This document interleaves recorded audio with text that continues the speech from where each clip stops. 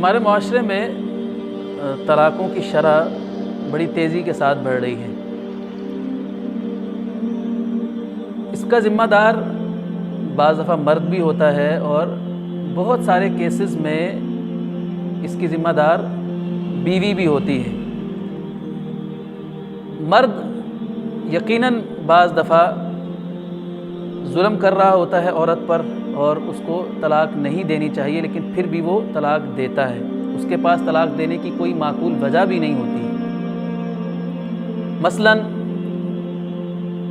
شادی کو کچھ عرصہ گزرا ہے اور اولاد نہیں ہوئی تو مرد اپنی بیوی کو طلاق دے دیتا ہے، حالانکہ اس بیچاری کا قصور اس میں نہیں ہے۔ اگر اولاد نہیں ہوئی ہے تو وہ دوسری شادی کر لے۔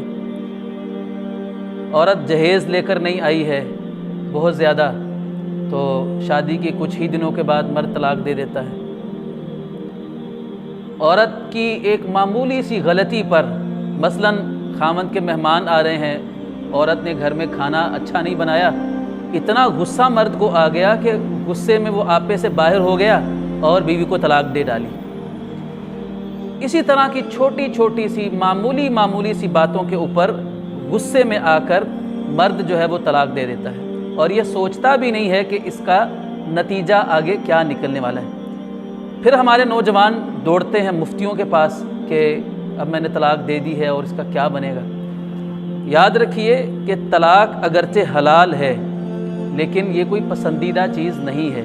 ایک مسلمان کو جتنا ہو سکے کوشش کرنی چاہیے کہ وہ صبر اور برداشت سے کام لیتا ہوا طلاق سے بچنے کی کوشش کرے۔ حدیث مبارکہ میں آتا ہے کہ رسول اللہ صلی اللہ علیہ وسلم نے فرمایا ابغض الحلال الی اللہ الطلاق، حلال چیزوں میں اللہ تعالیٰ کے نزدیک سب سے ناپسندیدہ چیز جو ہے وہ طلاق ہے۔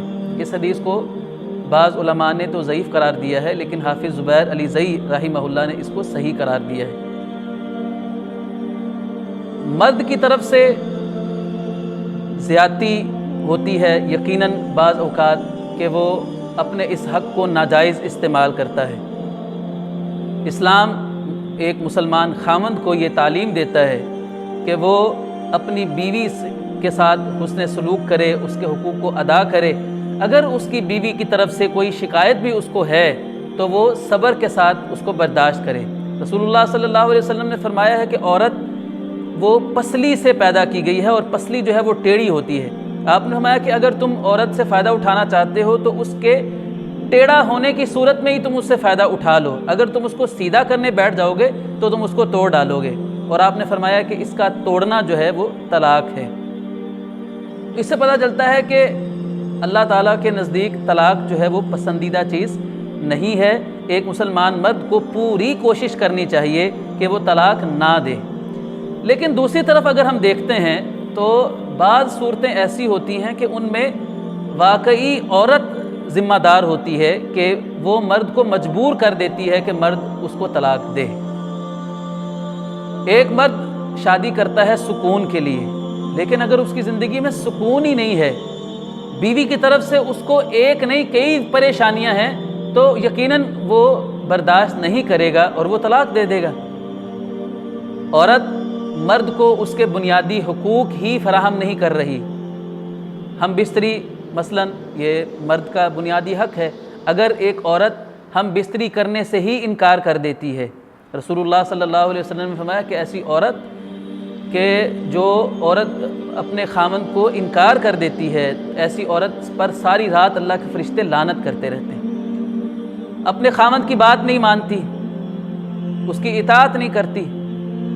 شریعت اسلامیہ میں تو خامند کی اطاعت پر اتنا زور دیا گیا ہے کہ نبی علیہ الصلوۃ والسلام نے فرمایا کہ اگر اللہ کے علاوہ کسی اور کو سجدہ کرنا جائز ہوتا تو میں عورت کو کہتا کہ وہ اپنے خامند کو سجدہ کرے۔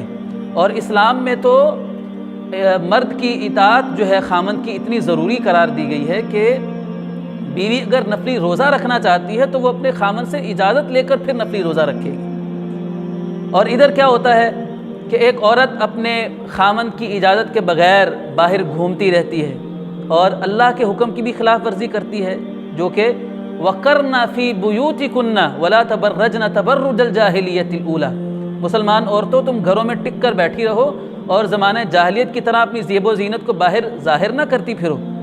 खामद मना करता है कि घर से बाहर नहीं जाना मेरी इजाज़त के बगैर, लेकिन वो उसकी नाफरमानी करती है। खामद कहता है कि मेरी इजाज़त के बगैर मोबाइल फ़ोन का इस्तेमाल नहीं करना, लेकिन वो अपने गैर महरम रिश्तेदारों के साथ या बसा औकात लड़कियों ने दोस्त अपने बनाए हुए हैं, शादीशुदा होने के बावजूद वो गैर महरमों के साथ गुफ्तगू करती है।